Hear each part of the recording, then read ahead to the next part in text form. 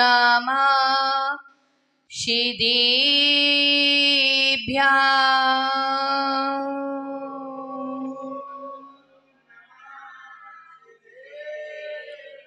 ॐ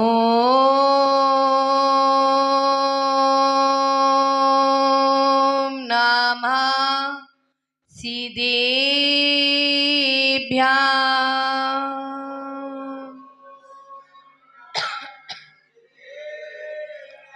ॐ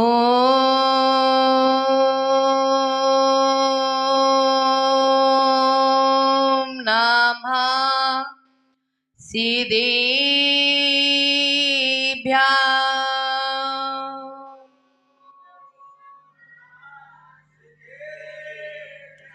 ॐ ह्रीं नमः ॐ ह्रीं नमः ॐ ह्रीं नमः ॐ ह्रीं नमः।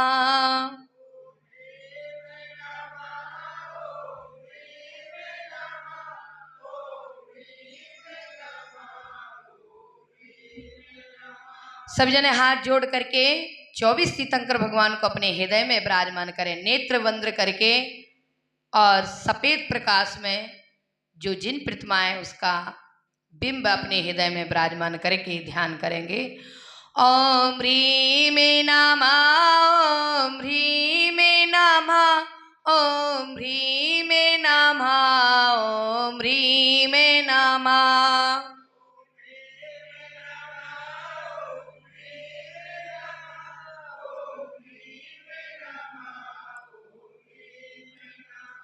ॐ ह्रीं नमः ॐ ह्रीं नमः ॐ ह्रीं नमः ॐ ह्रीं नमः।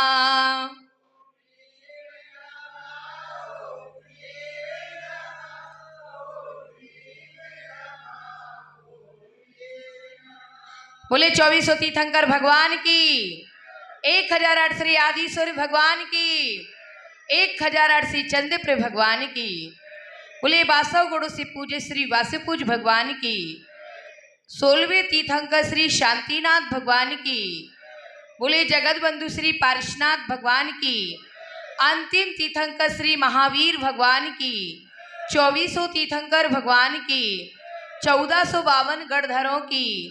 बोले परम पूज्य गुरुनाम गुरु आचार्य श्री सुमति सागर जी महाराज की, संत श्रोमणी आचार्य गुरुदेव श्री 108 श्री विद्यासागर जी महाराज की, सप्तम पट्टाचार्य आचार्य गुरुदेव श्री 108 श्री विवेक सागर जी महाराज की, नवाचार्य श्री समय सागर जी महाराज की, नगर में विराजमान मुनिराज की, 3 काम 9 करोड़ महामुनिराजों की। बोले परम पूजनीय धर्म रक्षी कारिका श्री 105 विपुलमती माता जी की, करुणामयी जिन धर्म की।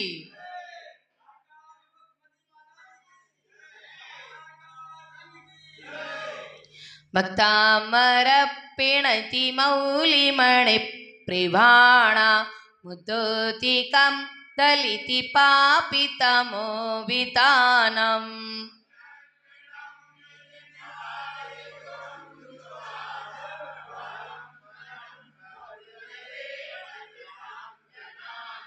यः संस्तुता सकलि वाङ्मय तत्त्वबोधा दुदिभूति बुद्धि पटुवि स्वर्लोके नाथै।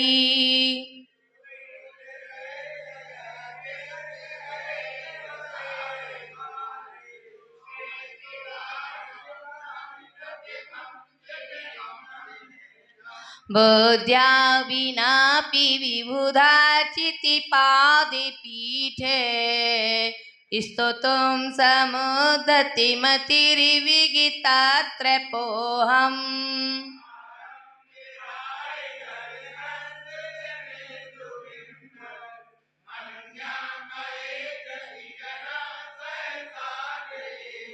वक्तुं गुणान् गुणिसमुद्रि शशाङ्के कान्तान् कस्ते क्षमा सुरगुरु प्रतिमोऽपि बुद्धा।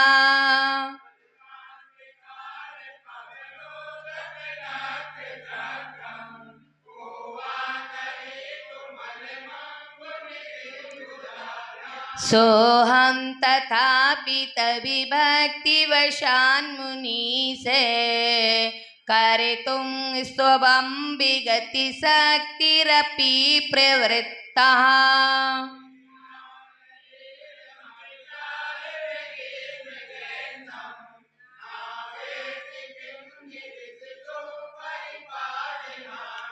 अल्पश्रुतं श्रुतिबतां परिहासिधामे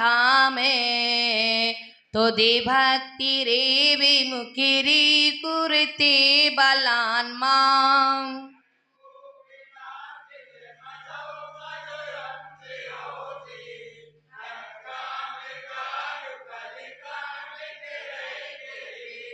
त्वतिशस्ते निभव संतति सन्निबद्धं पापं क्षणाक्षयमुपैति शरीर भाजा।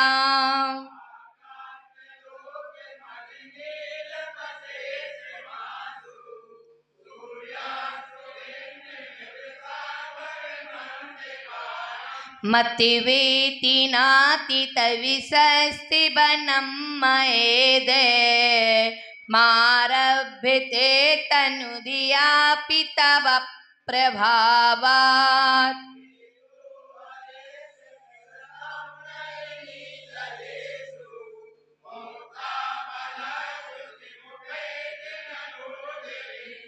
आस्तां तवस्ति वनिमस्ति समस्ते दोषं त्वत्संकितापि जगितां दुरितानि हन्ति।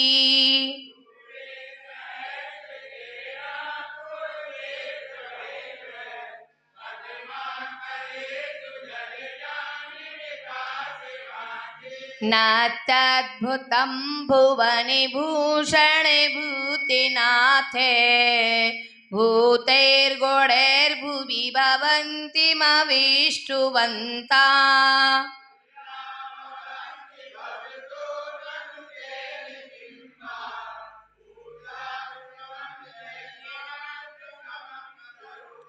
दृष्ट्वा भवन्ति मनिमेषि विलोकनीयम् नान्यत्रेतोषे मुपयाति जनस्य चक्षु।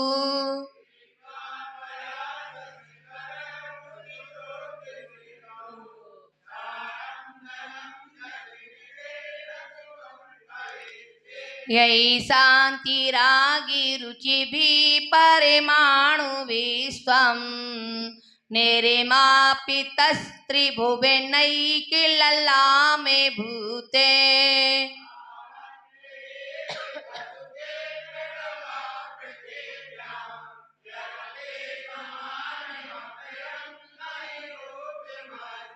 भक्तं कुते सुरेनरोरगनेत्रहारी निशेषे निर्जिति जगत्त्रयोप्यमानम्।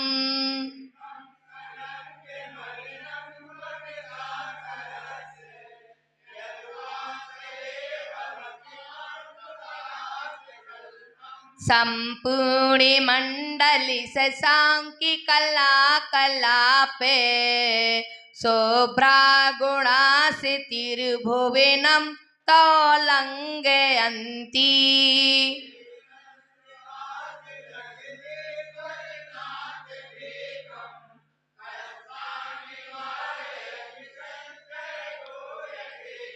क्षेत्रं किमत्र अदिते दीर्घसाङ्गिनाभिर्नीतं मनागपि मनो न विकारे मार्गम्।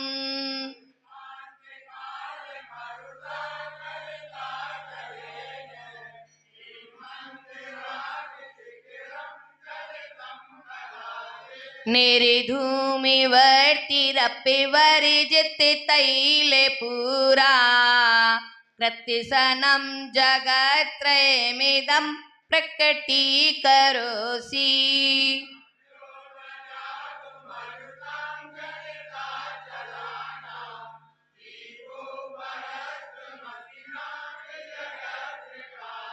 नास्तं कदाचिदुपयासि नराउगम्या स्पष्टीकरोसि सहसा युगिपज्जगन्ति।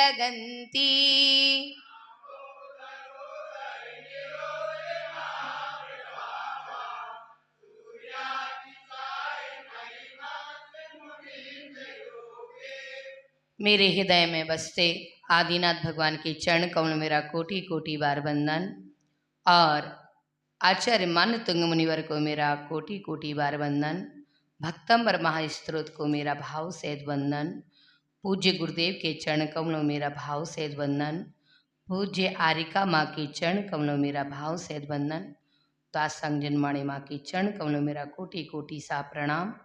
मेरे ऊपर अनुकंपा रखें, ज्ञान मुझे प्रदान करें, ऐसी भावना आपके चरण कमलों में कोटि कोटि सा प्रणाम। चलते हैं 13वें नंबर काव्य पर, इसका हम फल समझेंगे कि 13वें नंबर काव्य को किसने इस काव्य की आराधना की और उसको फल प्राप्त हुआ, इससे क्या फल मिलता है सो बतलाते हैं, सो ध्यान दे करके सुनिए। जिन भक्ति की महिमा न्यारी, इस कहानी का, कथा का जो मेन लाइन है, शीर्षक है, वो ये बतला रहा है कि जिन भक्ति की महिमा न्यारी है जग में। किस जग में? इस जग में। जिन भक्ति की महिमा न्यारी इस जग में, पूरा लाइन क्या बना? जिन भक्ति की महिमा न्यारी इस जग में। ये लाइन है कि जैनब देव की भक्ति की महिमा बड़ी अलौकिक है, इस जगत में संपूर्ण सुखों को देने वाली है। अगर भगवान की भक्ति में शक्ति नहीं होती तो लोग क्यों सारे काम छोड़ कर के प्राणी मंदिर आते, पूजा पाठ करते, धर्म के अनुष्ठान करते, क्यों दान करते, क्यों पूजा करते? अगर भगवान की पूजन करने से कुछ नहीं मिलता तो फिर कोई भी धर्म पुरुषार्थ नहीं करता। सो जो जीव है जिनके अंदर किट्ट कालिमा जम चुकी है, पाप रूपी मिट्टी हृदय में समाहित हो गई है, वे ईश्वर के स्वरूप को नहीं समझते, वे प्रभु की आराधना को नहीं समझते, जिनेन्द्र देव की भक्ति करना पसंद नहीं करते। बहुत सारे लोग हैं इस धरती पर। तुलसी इस जगत में भांति भांति के लोग, कोई तो पूजने योग्य है, कोई तो चूल्हे जोग। इस संसार में अनेक तरह के प्राणी हैं, कोई तो अपने जीवन को प्राप्त करके सफल कर लेते हैं और कुछ अपने जीवन को प्राप्त करके व्यर्थ में ही खो देते हैं, उसका सार नहीं समझते हैं। बहुत लोग अभी भी ऐसे हैं कि जिनका अभी तक सवेरा भी नहीं हुआ है। ऐसे लोग भी हैं कि 9 बज रहा है, 10 बज गया, 8 बज गया, लेकिन अभी उनका प्रभात नहीं हुआ है। वो ईश्वर की आराधना से बहुत दूर है, सत्कर्म से भी दूर हो जाते हैं। धीरे धीरे उनकी वृत्ति सुप्त हो जाती है। इसलिए अगर अपना कल्याण करना है तो सबसे पहले तो ब्रह्म वेला में जागना प्रारंभ कीजिए। 4 बजे से प्रातः काल जाग जाइए और ईश्वर आराधना करना चाहिए, और उत्तम सुर में उत्तम ध्यान से ईश्वर की आराधना करना चाहिए। जो ब्रह्म वेला में जागता है उसके हर कार्य सिद्ध होने लग जाते हैं। वह एक दिन मृत्यु पर भी विजय प्राप्त कर लेता है। शुर विज्ञान के माध्यम से भी आप अपनी मृत्यु के बारे में भी पता कर सकते हो। अगर आपका चंद्र नाड़ी लगातार 22 दिन तक चले, दूसरा अगर कोई सुर ना चले, केवल चंद्री चंद्र सुर चले 22 दिन लगातार, तो आपकी नियम से मृत्यु हो जाएगी 22 दिन के में। अगर आपका सूर सुर लगातार चले, कोई चंद्र सुर चले ही ना, खाली सूर सुर चले, तो आपके अति निकट व्यक्ति की तीव्र में जल्दी मृत्यु हो जाएगी। यानी कि सुर विज्ञान इतना महत्व रखता है, आपको बतला देगा आपके साथ क्या घटित होने वाला है। लेकिन इन विद्याओं से व्यक्ति ने सोच लिया है कि ये तो सब विद्याएं साधु महात्माओं की हैं, जो घर छोड़ के बैठे हैं, जो जंगल में बैठे हैं, नदी के तट पर बैठे हैं, घर बार छोड़ करके बैठे हैं, वे प्राणायाम अपनाएं और वे सुर विज्ञान को अपनाएं, और स्वयं डर करके छोड़ करके भाग गए हैं। कैसे काम चलेगा?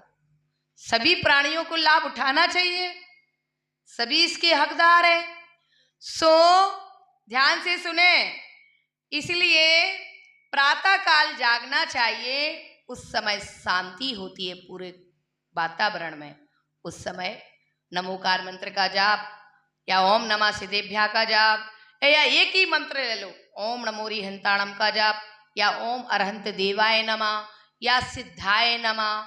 स्वयं सिद्ध मंत्र है सिद्धाय नमः, ओम सिद्धाय नमः, ओम सिद्धाय नमः। इस मंत्र की भी जाप करोगे आप लोग। हर महीने 21-21 दिन अलग अलग टॉपिक लिया करो। किसी महीने आप किसी चीज की आराधना करो, किसी महीने किसी मंत्र की आराधना करो, किसी महीने किसी मंत्र की आराधना। जैसे आप लोग रोज रोटी नहीं खाते हो, कभी इडली खाते हो, कभी डोसा खाते हो, कभी समोसा खाते हो, कभी कोई और चीज खाते हो, पसंद करते हो, कभी खीर खाते हो, कभी खिचड़ी खाते हो। तो इसी तरह जीवन में नए नए मंत्र भी जपना चाहिए। कभी किसी महीने ध्यान, किसी महीने प्राणायाम। अगर आप लग जाओगे तो धीरे धीरे हर चीज को समय निकालना चालू कर दोगे। जो सोने में लगाते हो वो अपने उपयोग में लगाओगे। बस समय है, या सो लो या व्यर्थ गवा दो। फिर ब्रह्म वेला में जाग करके ईश्वर की आराधना करोगे, माला करोगे, जाप करोगे, पाठ करोगे। फिर गृहस्थी के काम, प्रभु का नाम, और फिर गृहस्थी के काम देखो, पहले धर्म पूर्वक अर्थ कमाओगे तो घर में इतना आ जाएगा कि समाएगा नहीं। वर्षते आपको करना है विवेक से। किससे करना है? विवेक से। पहले आप जब धर्मात्मा नहीं थे तब आपका जीवन कैसा था, और आज आप धर्मात्मा हो तो आप दिन दूनी रात चौगनी उन्नति कर रहे हो। जब तक धर्म के अभाव में थे, जब तक ऐसा ही जीवन जी रहे थे, लेकिन जब धर्म की शरण में आ गए तो दिन दूनी रात चौगनी उन्नति कर रहे हैं। और ब्रह्म वेला में भगवान की भक्ति करना चाहिए। दिन भर तो रखा ही है, सो रखा ही है, लेकिन सूर्य उदय के पहले जाग जाना चाहिए। जिनको धनवान बनना है वे सूर्य उदय के पहले ही जाग जाए, और जिनको निर्धन बनना हो, राक्षस बनना हो, अपना जीवन व्यर्थ गंवाना हो, वे तो मनमौजी होते ही हैं। जो मनमौजी होते हैं, ध्यान रखना, वो ज्यादा नहीं अपना अच्छा कर सकते। मनमौजी आदमी कभी अपनी आत्मा का कल्याण नहीं कर सकता। वह हमेशा पतन का रास्ता अपना लेता है, क्योंकि ना तो उसे आगम की बात समझनी है, ना तो उसे गुरुजनों की बात समझनी है, ना उसे हित की बात समझनी है। बस जो मन में आए सो कीजिएगा। ऐसा करने से तो कभी भी कल्याण नहीं होगा। मन में आया, जाओ उनको मार के आ जाओ। तो क्या तुम मार के आ जाओगे? किसी को हाथ लगा के तो दिखाना, जेल के अंदर कर देगा वो तुमको, है कि नहीं? किसी व्यक्ति को तुम ऐसे वैसे हाथ भी नहीं लगा सकते हो। अब तो और दंड संहिताएं बढ़ती जा रही हैं। अब अगर किसी को होली खेलना पसंद नहीं है और तुमने जबरदस्ती रंग लगा दिया तो तुम्हारी खैर नहीं। इसलिए मित्रता, उद्दंडता पर ध्यान रख करके जीवन जीना। उद्दंडता नहीं रखनी है, मित्रता और सहजता से अपने कार्य को करना है। तो हम चलते हैं। जिन भक्ति की महिमा न्यारी इस जग में, जिनेन देव की भक्ति संपूर्ण सुखों को देने वाली है। इसलिए आज अपने हृदय में इस बात को रख लेना और हमेशा धर्म में लगे रहना। रूपक प्रस्तुत है। धर्म निक्षेप राज्य महान देश भारतवर्ष में भारतीय सभी नागरिक को स्वतंत्र रूप से अपने अपने धर्म के अनुसार अपने अपने परमात्मा की आराधना करने का पूर्ण अधिकार प्राप्त है। सभी को अपने अपने धर्म करने का अधिकार प्राप्त है, हर वर्ग को। इसी अधिकार के अनुसार यहाँ भी सभी धर्मों का प्रचार प्रसार होता रहता है। सब जन अपना धर्म का प्रचार प्रसार करते हैं, कोई किसी को रोका टोका नहीं करता। कोई संप्रदाय किसी संप्रदाय के साथ रोका टोका नहीं करता। सब जने अपना स्वतंत्र रूप से सुखपूर्वक अपने धर्म को करते हैं, चाहे वो किसी भी वर्ग का हो, है कि नहीं। अगर आपको आदिनाथ भगवान की पूजा करना है और मंदिर में कोई शांतिनाथ भगवान की पूजा कर रहा है तो वो आपको हस्तक्षेप करेगा? नहीं करता। तो अन्य धर्म की तो और ही बात है, ना अन्य धर्म वालों को रोकते हैं ना टोकते हैं। हम अपने मंदिर में भी आते तो हम किसी के साथ रोका टोका नहीं करते। वर्षते ध्यान रखना पड़ेगा कि आपकी पूजा के माध्यम से दूसरों को दिक्कत तो नहीं जा रही, बाधा तो नहीं हो रही। तो शांति में सुंदर वाणी से, मीठी मीठी वाणी से भगवान की पूजा करना चाहिए।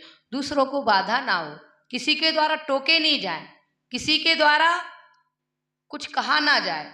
विधि पूर्वक, नीति पूर्वक, शास्त्र पूर्वक, आगम पूर्वक, गुरुजनों के कहे अनुसार पूर्वक मार्ग अपनाना चाहिए। स्वच्छंद नहीं, भैया तुम पूजा करके जाना सो तुम तो भैया बेदी में खड़े हो गए, सुबह की तो सब डब्बा हो जाए, लग गए पुकार वे, दूसरों को दिक्कत जा रही है। नहीं, ऐसा भी नहीं। शांति से, सौम्यता से, अकड़ से नहीं। भगवान अकड़ से और मान घमंड से नहीं मिलते। जो व्यक्ति ज्यादा अकड़ करता है और भगवान की पूजा करता है, उसकी व्यर्थ में उसकी थाली की इस थाली से द्रव्य जा रही है, उसका मन तो परिवर्तन ही नहीं हुआ। मन परिवर्तन नहीं है तो फिर पूजा स्वीकार नहीं होती है। हम काफी बार भगवान को नमस्कार करते हैं, अभी तक कितने बार आते हो मंदिर में नमस्कार करते हो, लेकिन आपकी वंदना स्वीकार क्यों नहीं है? क्योंकि जुड़े ही नहीं हो मन से। खड़े खड़े सलाम होती है, खड़े खड़े वंदना होती है। 3 बार धरती में बैठो, खड़े हो, फिर नमस्कार करो, वंदना करो, तो भगवान की ओज किरणें हमारे पास आ जाती। वही गुरु का हाल है। गुरु के चरणों में भी तुम खड़े खड़े पांव छू रहे हो, पहले बैठ करके बंदामी करो, पहले 3 बार बैठ करके बंदामी करो, फिर पांव छू तो पूरा आशीर्वाद मिलेगा।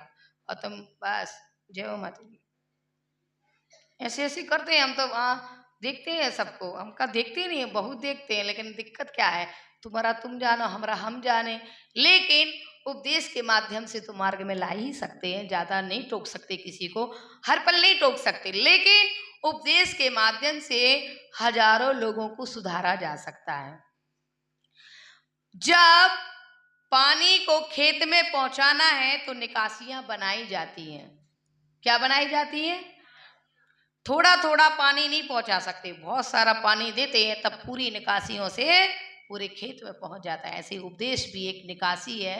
थोड़े थोड़े जनों को समझाओगे तो समय भी ज्यादा लगेगा, और उपदेश के माध्यम से फुल पावर में बात पहुंचा दी जाएगी आप तक। तो आज से जिनेंद्र देव को वंदन करें, गुरुदेव को वंदन करें, व्रतियों को वंदन करें, तो अच्छी तरह से करें ताकि पूरा ऊर्जा आपको मिले। किसी को कम मत आंकना। कोई पूजा करता है तो कोई माला करता है, तो कोई स्वाध्याय करता है, तो किसी चीज का और ज्ञान करता है, कोई किसी तरह की साधना करता है। कोई को कम मत आंकना। अब एक सिंपल सी बात बताते हैं आपको, बिल्कुल जनरल सी। कोई पुताई करके जानता है तो कोई मकान बना के जानता है, कोई झाड़ू लगा के जानता है तो कोई रोटी सब्जी बना के जानता है तो उसमें कोई ना कोई हुनर, कुछ ना कुछ तो कर ही रहा है। इसी तरह साधक भी कोई पूजा कर रहा है, कोई पाठ कर रहा है, कोई स्तोत्र कर रहा है, कोई माला कर रहा है, कोई जप कर रहा है, कोई अनुष्ठान कर रहा है, तो भिन्न भिन्न तरीके से वह कर किसकी रहा आराधना? अपने प्रभु की। ऐसे ही आप जीवन को जीने के लिए कोई ना कोई काम अपनाते हो कि नहीं? एक सा व्यापार लेकर बैठे हो क्या? नहीं बैठे हो। कोई ना कोई व्यापार लोगे और अपने घर का जीवन यापन करोगे, जीवन चलाओगे, अर्थव्यवस्था को मजबूत बनाओगे। ऐसे ही भगवान की आराधना करते हैं हम विभिन्न आयामों से, स्तोत्रों से, पाठ से, माला से, जप से, पूजा से, ध्यान से। लेकिन कहाँ जाना है? पुण्य पाना है, जीवन को सफल बनाना है। तो दिन दूना रात चौगना हो रहा है। किसके कारण से? धर्म के प्रसाद से। जगह जगह जिन मंदिर, शिवालय, चर्च, गुरुद्वारा, मस्जिद, जैन मंदिर आदि धार्मिक स्थान देखे जाते हैं, सहज भी मिल जाते हैं, वहां पहुंचकर धर्मात्मा प्राणी अपने आराध्य देवों की आराधना में भक्ति पूर्वक संलग्न रहते हैं। भक्ति की महिमा अद्भुत है, अनुपम है और भक्ति के प्रभाव से अनेक प्रकार के संकट सहज भाव से ही दूर हो जाते हैं। लोक में 4 प्रकार के देव प्रसिद्ध हैं। लोक में कितने प्रकार के देव प्रसिद्ध हैं? 4 प्रकार के। उसमें सर्वप्रथम देवादिदेव जिनेंद्र देव हैं। सबसे पहले कौन है? देवादिदेव जिनेंद्र देव। जिनेंद्र भगवान पूर्ण वीतरागी हैं। कैसे हैं? पूर्ण वीतरागी हैं। उनके अंदर कोई भी तरह का राग देश नहीं है। इस कारण से वे जीत लिया है जिन्होंने राग को, जिन्होंने जीत लिया है राग को, वो कहलाते हैं वीतरागी।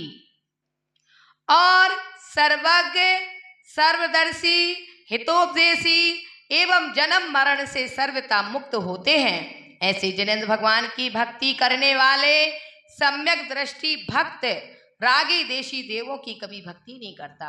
जो रागी देशी देव हैं उनकी भक्ति कोई कौन नहीं करेगा? सम्यक दृष्टि नहीं करेगा, मिथ्या दृष्टि तो करता रहेगा। जहां सम्यक लग गया वो नहीं करेगा। संसार के मिथ्या छल प्रपंच में तो सर्वथा दूर रहते हैं। संसार में क्या है? छल कपट है, बहुत ढोंग है और दूसरों को लूट रहे हैं। बहुत सारे लोग धर्म का चोला पहन करके भोले वाले प्राणियों को लूट रहे हैं। लूटना नहीं है, धर्म आत्म कल्याण का मार्ग है। किसका मार्ग है? आत्म कल्याण का मार्ग, प्रभु की भक्ति का मार्ग है। इसमें छल कपट नहीं होना चाहिए, फरेब नहीं होना चाहिए। ना तो बहुत सारे लोग धर्म से दूर हो जाते हैं, जबकि धर्म बुरा नहीं है, उसको मानने वाले लोग अपने अपने तरीके से मानते हैं और दूसरों को ठगते हैं, वो लोग गलत है। धर्म बुरा नहीं है। कौन बुरा है? उसको मानने वाले लोग अपने अपने तरीके से दूसरों को लूटना प्रारंभ करते, वो बुरे हैं। कह रहे हैं कि चमत्कार क्षणिक प्रभावी होते। काफी लोग कहते चमत्कार दिखाओ तो हम धर्म पर विश्वास करेंगे। तो क्या चमत्कार के लिए हम भगवान की भक्ति कर रहे हैं? जादू टोना कितने समय तक रहता है? एक जादूगर तुम्हें जादू दिखाता है, कुछ समय के लिए दिखाता है, फिर तो बाद में उसे अपने सहज जीवन में ही जीना पड़ता है। एक जादूगर था टनाटन, उसको हमने एक ऐसा कागज दिया तो उसने कागज को 500 का नोट बना दिया। मैंने और कागज दिए तो और 500 का नोट बना दिया, बहुत सारे नोट बना दिए, फिर बाद में सब ज्यों के त्यों हो गए। जादू थोड़ी ठहरता है, 10-15 मिनट 20 मिनट ठहरेगा। जादू से काम चलता तो वे क्यों अपन को कर्तव्य दिखाते? क्यों जगह जगह खेल तमाशा दिखा करके, जादू दिखा करके क्यों पैसे अपन से लेते? अगर वो स्थिर होता, स्थायी होता, वो तो चमत्कार है, जादू है। मायावी चीजें कितना काम करेंगी? ज्यादा काम नहीं करती। वास्तविकता में ही जीना पड़ेगा। काफी लोग कहते हैं माता जी ऐसा कोई जादू कर दो कि मेरा बच्चा सुधर जाए। भैया हम तो अपने जादू की छड़ी मंगाते हैं, अभी परी दीदी से सुबह लाएंगी, सब हम तुम्हारे ऊपर कर देंगे। ऐसे थोड़ी होता है, कुछ तो पुरुषार्थ भी करना पड़ेगा। पुरुषार्थ करना पड़ेगा। मंत्र जाप और आशीर्वाद तो दे सकते हैं गुरुजन। क्या दे सकते हैं? मंत्र जाप दे सकते हैं, मार्ग बता सकते हैं, आशीर्वाद दे सकते हैं, लेकिन पुरुषार्थ आपको करना पड़ेगा, अमल आपको करना पड़ेगा, मार्ग आपको अपनाना पड़ेगा। तो कह रहे हैं कि कोई भी चमत्कार स्थिर नहीं है, क्षणिक प्रभावी है, शाश्वत नहीं है। चमत्कार अल्प समय के लिए होते हैं। ज्ञानी जीवों को प्रभावित थोड़ा बहुत कर सकेंगे, लेकिन पर यथार्थ ज्ञानी को कभी भी प्रभावित नहीं कर पाएंगे। जो सच्चा जानता है, जो सच्चा धर्मात्मा होगा, वो चमत्कार पर विश्वास नहीं रखेगा। थोड़े मोड़े आदमी भले चमत्कार पर विश्वास कर ले, लेकिन जो सच्चा है वह नहीं करेगा। अतिरिक्त और किसी चमत्कार से प्रभावित नहीं हुआ करते। जैन धर्म चमत्कार दिखलाने वालों में विश्वास नहीं रखता। अब काफी जने कहते तो माता जी महाराज जी जो पैदल चलते हैं वे कुछ कर ले वे तो उनके पैर में छाले नहीं पड़ेंगे, तो चमत्कार के लिए थोड़ी पैर में छाले नहीं होने देंगे। कष्ट है उसको तो सहन ही करते हैं, भूख प्यास तो सहन करते हैं कि तुम तो इतना पूजा पाठ करते तो कछु चमत्कार हो जाना चाहिए, कच्छ चमत्कारों की लाइन लग जाना चाहिए। आप सहज भाव से उस चीज को करेंगे, धर्मात्माओं की पुण्य रक्षा करता है। किसकी करता है? धर्मात्माओं की पुण्य रक्षा करता है, धर्म ही रक्षा करता है। विश्वास दिखलाने में नहीं अपितु स्वयं भक्ति पर विश्वास रखते हैं। हाँ, यदि धर्म पर कोई मिथ्या दृष्टि महामोही मद नशे में आपेक्ष में करता है, धर्म पर क्षति पहुंचाना चाहता है, तो वह धर्म जैन धर्म के साधु संत जिन भक्त मिथ्या दृष्टियों पर मत को चूर करने के लिए अवश्य मंत्र का प्रभाव दिखाते हैं। अगर कोई व्यक्ति अपने धर्म को नीचा दिखा रहा है या कोई दूसरा अपने धर्म को क्षति पहुंचा रहा है, तो ऐसे में जिन धर्म की आराधना करके अपन लोग शासन देवी देव आ जाते हैं और वे चमत्कार दिखा करके धर्म की रक्षा कर देते हैं। कब कब? जब जब जैन धर्म पर आफत आई, संकट आया। कैसे? जैसे दिल्ली में लाल मंदिर है ना, जैन मंदिर, अकबर जब सोता था तो रात्रि में देवी देव पूजा करने आते थे जिन मंदिर में, घंटियां बजती थी, तो उसको बड़ी परेशानी होती थी सोने में, बहुत परेशान हो जाता था।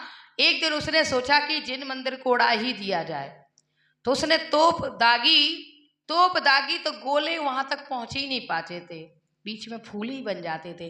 कितने बार उसने तोपे दागी, गोले मंदिर तक नहीं पहुंच पाए। अंत में पद्मावती देवी शेर पे सवार होकर के सामने प्रस्तुत हो गई और पुष्पों की वृष्टि होने लगी। जिन मंदिर की रक्षा हुई तो अकबर ने जैन धर्म का लोहा स्वीकार किया।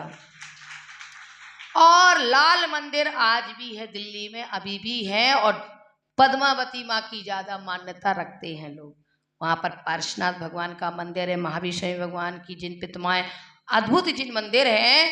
दिल्ली का लाल मंदिर जगत में फेमस है, अकबर के समय का है, बहुत और पहले का है। दिल्ली कोई छोटी मोटी नगरी थी थोड़ी, बहुत बड़ी नगरी है जिन मंदिर की शान।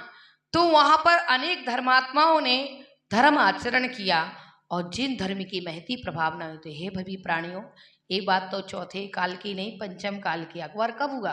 अभी तो हुआ है पंचम काल में। तब शासन देवी देव प्रकट होकर के धर्म की रक्षा करते हैं, धर्म को आगे बढ़ाते हैं। तो हे भवी प्राणियों, धर्म में अलौकिक शक्ति है।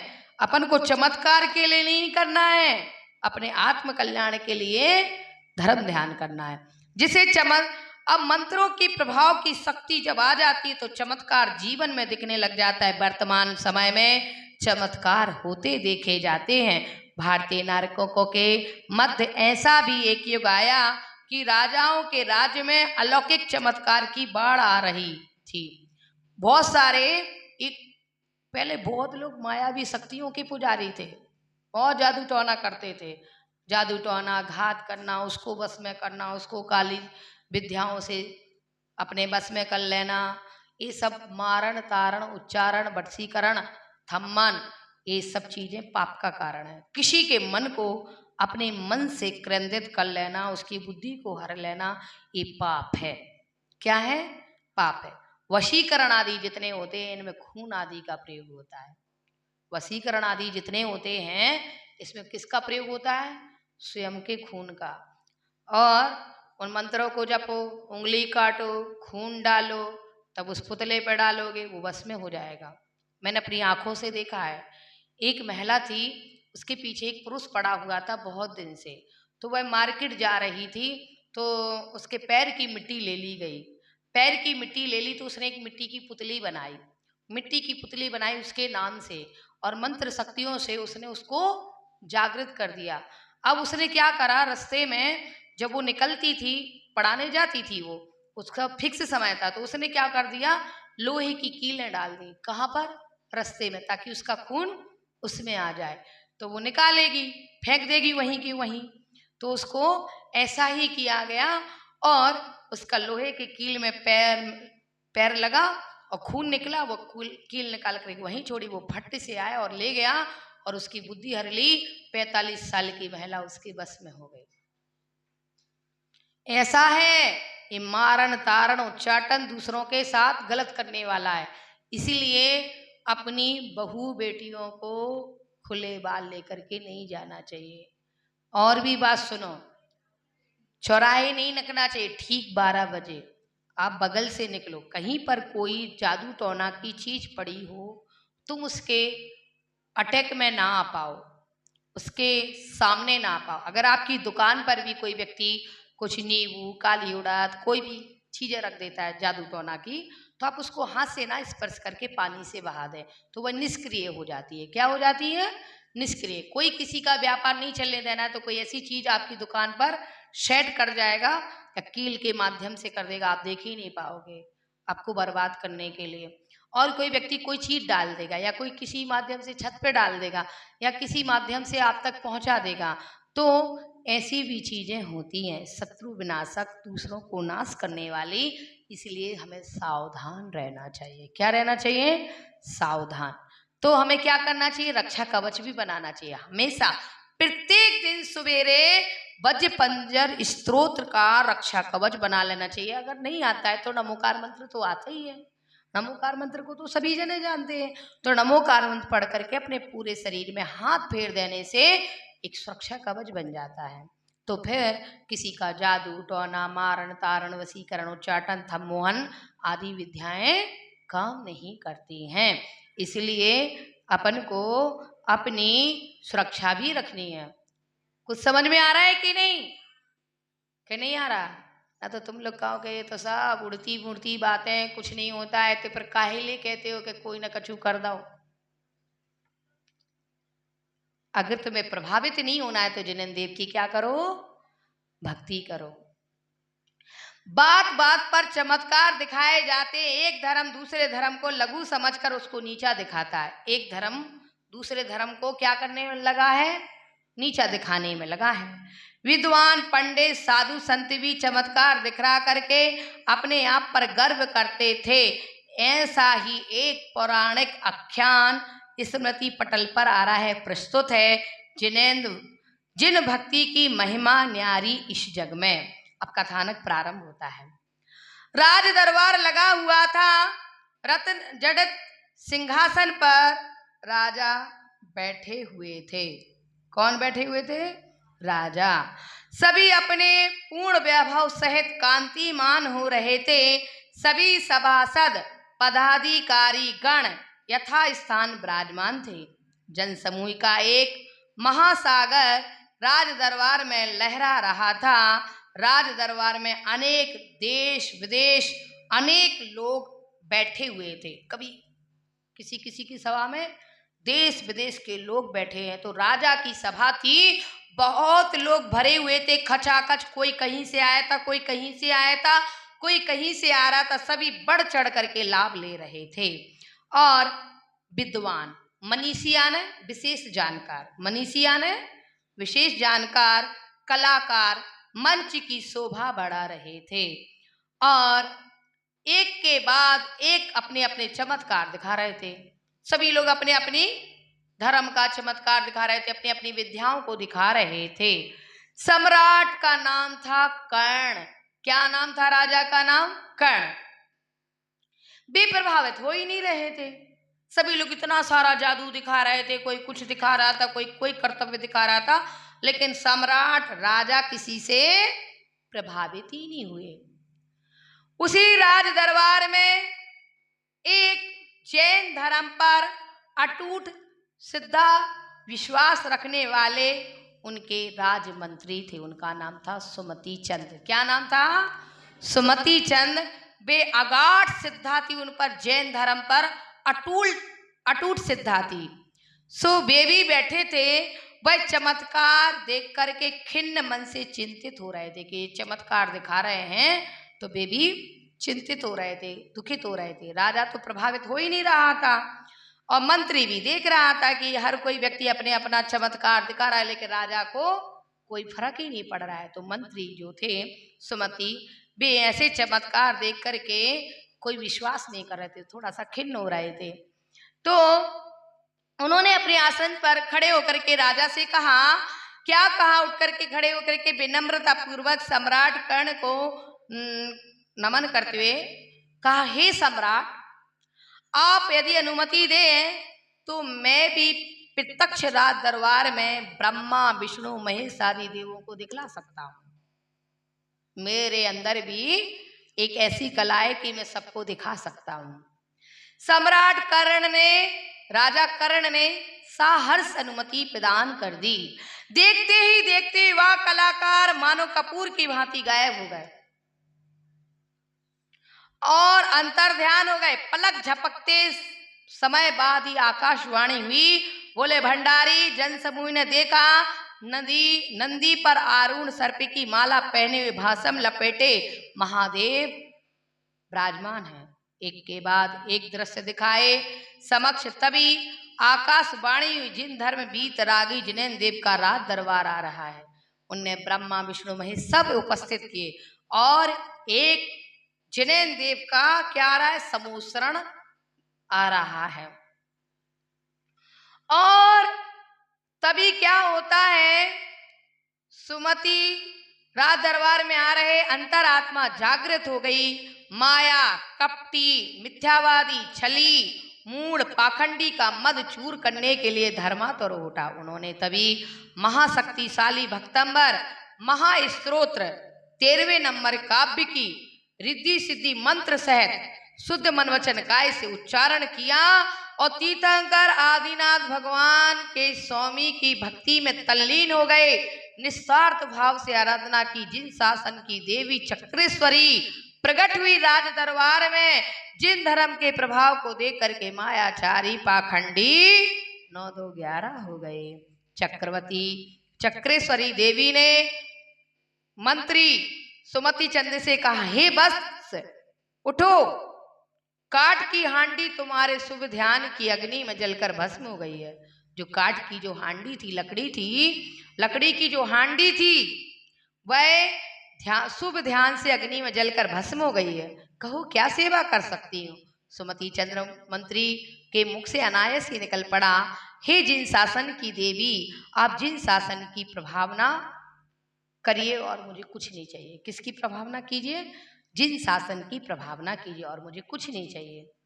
देवी चक्रेश्वरी प्रसन्न वदन से तथास्तु कह करके अंतर ध्यान हो गई। राज दरबार में जिन धर्म के नभ व्यापी जय जयकार गूंजने लगे।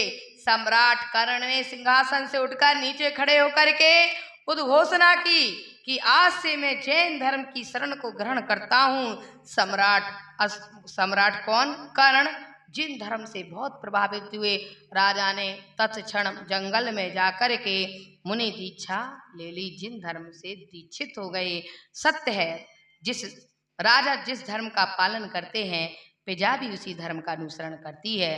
तथा मतलब यथा राजा तथा प्रजा लोकति चरथात हुई। सम्राट कर्ण ने के शासन में सभी जन जिन धर्म को अपना लिया। इस प्रकार रूपक समाप्त यह रूपक समाप्त होता है। जिन भक्ति की महिमा न्यारी इस जग में। बोलो आदिनाथ भगवान की।